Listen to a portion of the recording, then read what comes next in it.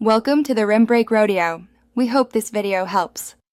You start by preparing 2 clips, the foreground with a solid green screen and the background you want behind it.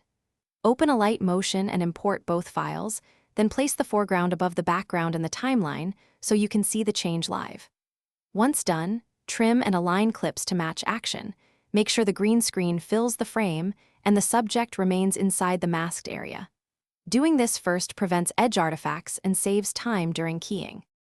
You apply the chroma key effect to the foreground layer and use the eyedropper to sample the most typical green tone. This tells Alight Motion what to remove. Then you tweak tolerance to widen or tighten the range. Higher tolerance removes more but can eat into edges. Once you have basic removal, refine the matte settings. Increase feathers slightly to smooth edges, adjust contrast to restore subject detail, and enable spill suppression to remove green bleed from hair or reflective surfaces. You now preview the composite at full resolution and watch for edge halos, missing shadows, or color mismatches. If problems appear, add a soft mask or feather to correct stray pixels, use a small blur on the matte edge, or paint a quick rotoscope frame by frame for persistent artifacts.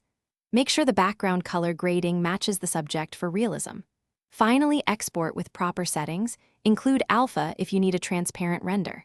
If green spill persists. Thanks for watching. Consider subscribing if we helped you.